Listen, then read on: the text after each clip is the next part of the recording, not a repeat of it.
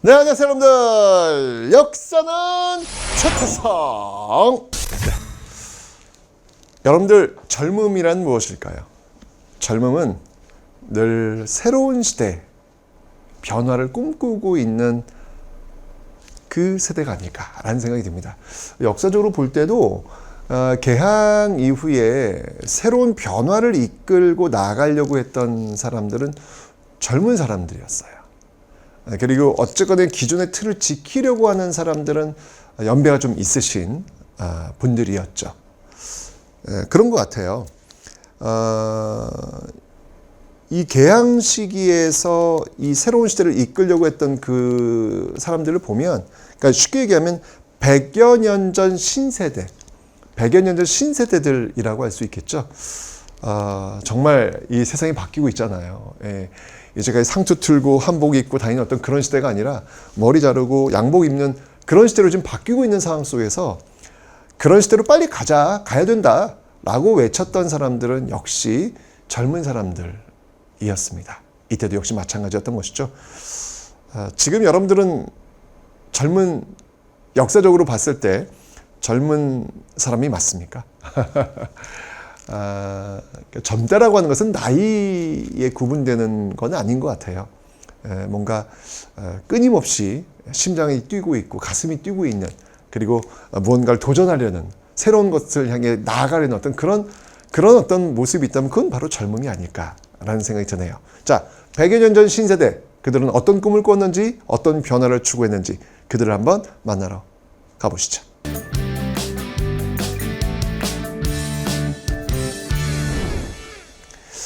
자, 지금 보시면 알겠지만 여러분들, 이렇게 개화파와 위정척사파로 지금 강화도 조약 이후에 세력이 나뉜다라고 설명을 드렸습니다.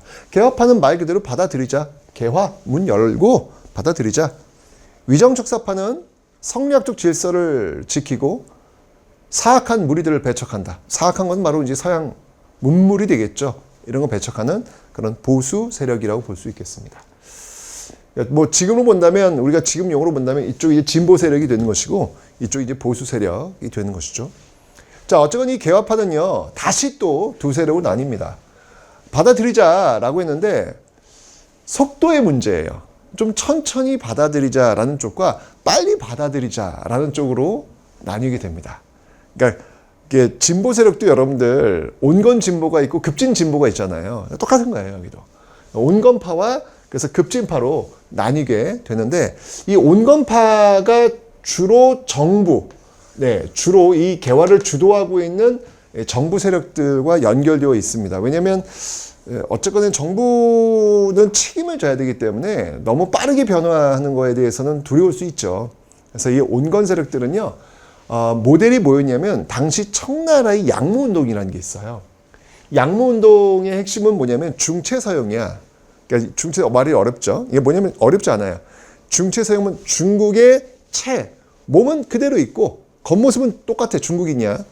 대신 서양의 기술들만 사용한다는 이야기예요. 서양이면 무기나 이런 게 좋으니까 그런 것들만 좀 배우자라는 겁니다. 여기서 연결돼가지고 이제 우리가 얘기했던 게 뭐냐면 동도서기예요. 그러니까 동쪽의 정신은 그대로 있고 서양의 기술만 받아들인다라고 하는 동도서기의 입장에서 이야기를 하고 있는데, 이 온건파를 이끌고 있는 대표적인 인물이 바로 김홍집입니다.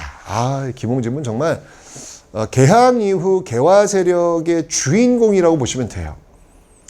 개화 세력의 어떤 그 그림을 다 그렸던 인물이 바로 이 김홍집이라는 인물이거든요. 계속 등장할 겁니다, 여러분들. 어쨌건 이 온건 개화파의 대표적인 인물이 김홍집이다라고 기억하시면 되고요. 바로 이런 개화를 이끌었던 그 핵심 기구가 어디냐? 거기가 바로 이 통리기무아문이라는 곳입니다. 통리기무아문. 여러분, 여기 기억하실 게 뭐냐면 나중에 90년대가 되면 정확히 얘기하면 1894년인데 이때 이 개혁을 이끌었던 곳은 어디였냐면 군국기무처입니다. 군국기무처입니다. 여러분, 요거 기억해 두세요. 이건 지금 80년대예요. 80년대 지금 통리기무아문이 개화 정책을 이끌고 있고요. 그러니까 90년대는요, 이게 이제 갑오개혁대인데 90년대 때는 군국 기무처가 개화 세력을 이끌고 있습니다. 80년대는 통리기무함은 90년대는 군국 기무처. 요거 이제 중심적인 어떤 개화 정책의 중심 기구니까 기억을 좀 해 놓으셔야 돼요. 통리기무함은 군국 기무처. 어쨌거니 통리기무함이나 군국 기무처 모두 이 기뭉집이 또 연결이 되어 있습니다. 자, 이 통리기무함은 80년대, 지금 80년대니까 80년대 이 개화 정책을 이끄는 데 있어가지고 하여튼 뭐 이 아시아가 가장 놀랬던 게 뭐냐면 서양의 무기예요. 서양이 무기를 봤는데 여기 너무 강력한 거예요. 엄청난 거예요. 우리가 상상을 초월하는 그런 모습이 나온 거예요. 그래서 우리가 당했어. 서양에서 빨리 배워야 되겠다. 라고 하는 것이죠. 그래서 제일 먼저 이게 뭐냐면 군대. 이거 옛날 군대로는 안 되겠다. 라고 해서 신식 군대. 신식 무기로 무장한 신식 군대를 만들려고 합니다. 통리기무함이 제일 먼저 게 뭐냐면 이게 5군형이 90군대예요. 90군대. 5군형. 여러분 5군형의 첫 출발이 어디예요? 훈련도감 아니에요? 훈련도감. 임진왜란 때 처음 만들어진 훈련도감. 예, 거기서 이제 5군형이 나온 거 아닙니까? 직업군인의 어떤 그 모습으로 나온 거 아니겠습니까? 이제 그때만 해도 신식군대였는데 이제는 몇백 년이 지나고 나니까 이제 90군대가 된 거예요. 이거 5군형 정리하고 이거 2형으로 축소합니다. 2형으로 축소하고 바로 신식군대, 새로운 구대, 아주 특별한 무기를 갖고 있는 군대라고 해서 별기군이라고 하는 신식군대를 만듭니다. 이게 이제 가장 큰 통리기무함에서 개화적인 가장 큰 게 바로 군제 개편이에요. 군대, 무기 이거 개편하는 거. 그거 일을 하게 된 겁니다. 근데 하여튼 뭐 중요한 게 뭐냐면 항상 이 변화에는 또 피해를 보는 사람들이 있어요. 쉽게 보세요, 여러분. 5군형이 2형으로 축소됐잖아. 그럼 이 직업군인들이 어떻게 된다는 얘기예요? 정리해고 됐다는 얘기예요. 뭔가 새로운 거를 하려면 새로운 사람들로 채우다 보면은 예전에 있던 사람들을 쉽게 얘기하면 자르는 거지 뭐. 그죠? 이런 또 아픔들이 있어요. 결국 이제 나중에 이제 이게 문제가 되어가지고 이 90군인들이 들고 일어난다고요. 정리해고 됐던 사람들 들고 일어난다고요. 그게 바로 이모년에 일어났던 군인들의 난, 이모, 군, 난. 그래서 나오는 거예요. 어쨌건. 자, 5군형을 2형으로 축소하고 별기군을 만들었고요. 그 다음에 중요한 건 뭐냐면 외국에 가서 보고 배워와야 될 거 아니야. 지금 문을 열었으니까 외국의 문문을 받아들이려면 뭔가를 알아야 될 거 아니야. 그래서 외국에 사절단을 많이 파견을 해요. 사절단을. 일단 가까운 나라 일본에 수신사를 파견합니다. 근데 여러분 이것도 참 재밌다. 이제 이게 방향이 바뀐 거야. 그 이전까지는 여러분들 통신사였어. 통신사. 기억나죠 여러분들? 네. 조선시대만 해도 통신사를 일본에 파견했다고요. 근데 그 통신사의 역할은 어떤 역할이냐면 우리의 문화를 일본에 전달해주는 역할이었어요. 우리의 문화를 일본에 전달해주는 역할이었어요. 그런데 여러분들 강화도 조약 이후에 일본에 파견되는 사절단을 우리는 이제 통신사라고 안 하고요. 수신사라 그래요. 수신사는 뭐냐면 거꾸로 서양의 문물을 배운 일본으로부터 문화를 배우는 거예요, 이제. 이게 달라진 거야. 통신사만 해도 의 문화의 흐름이 우리나라에서 일본 쪽으로 가는 거였는데 강화도 조약 이후에 수신사는요, 일본에서부터 문물을 배워오는 형태로 바뀐 거예요. 역사는 이렇게 바뀔 수 있다고요, 여러분들. 네, 바뀔 수 있어요. 여러분들 뭐 제가 옛날에 그 초등학교 때만 해도 소니 최고였어요. 뭐 소니 제품 하나 갖는 게 제 꿈이었습니다. 갖지 못했지만 너무 비싸서. 근데 지금은 삼성이에요. 네, 저는 이런 날이 올 거라고는 생각을 못했어요. 근데 그런 생각이 필요하다는 얘기예요. 지금 우리가 지금 삼성 잘 나가잖아요. 또 언제 일본 제품으로 또 언제 다른 나라 제품으로 바뀔 수도 있어요.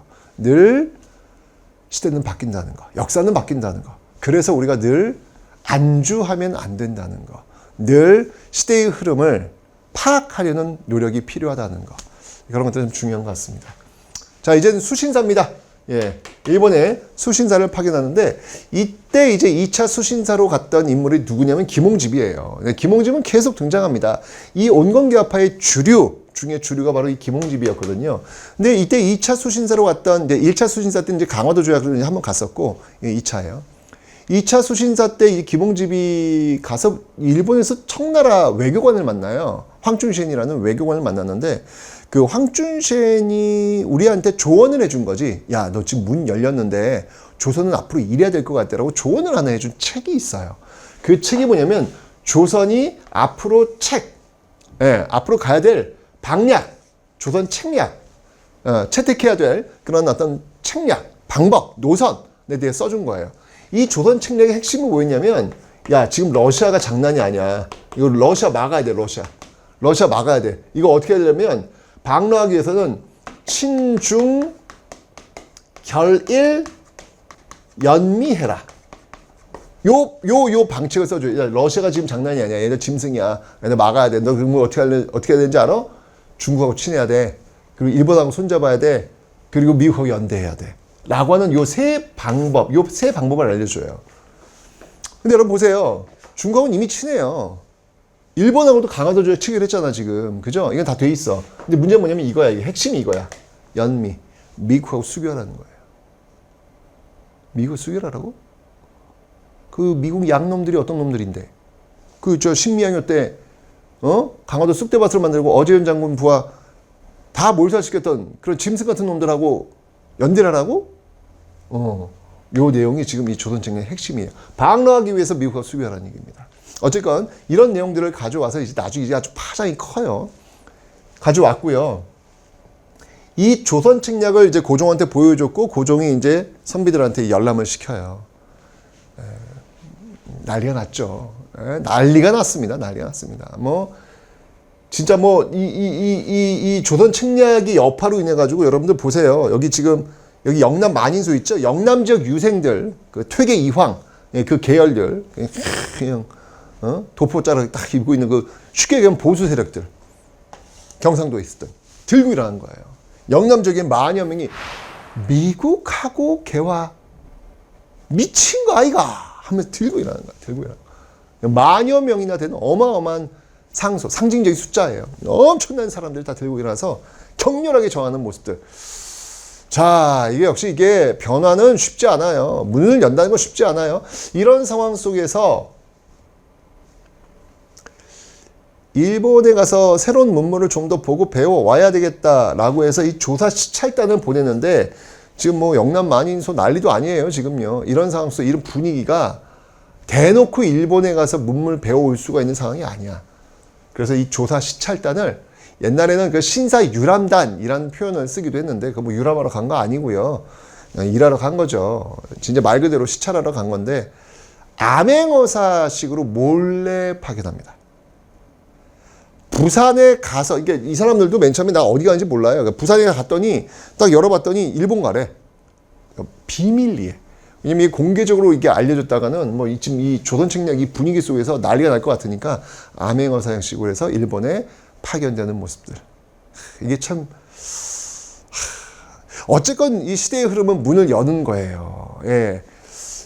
이 보수 세력들이 지금 보여주고 있는 영남 만인소 이 모습들 뭐 나름대로의 어떤 우국충족의 마음이겠지만 어쨌건 이들은 결과론적으로 보면 흐름에서 지금 벗어나 있다는 이야기죠. 빨리 가서 빨리 배울 거 배우고 지금 받아들이고 지금 세계 흐름을 따라가야 되는 상황이 맞잖아요. 이게 지금요. 지금 우리 현재 이 모습으로 오려면 그죠? 그러니까 그런 것들을 좀 봐야 되는 거야. 우리도 마찬가지야. 우리도 지금 시대의 흐름 속에서 지금 어디에 있냐는 것이지.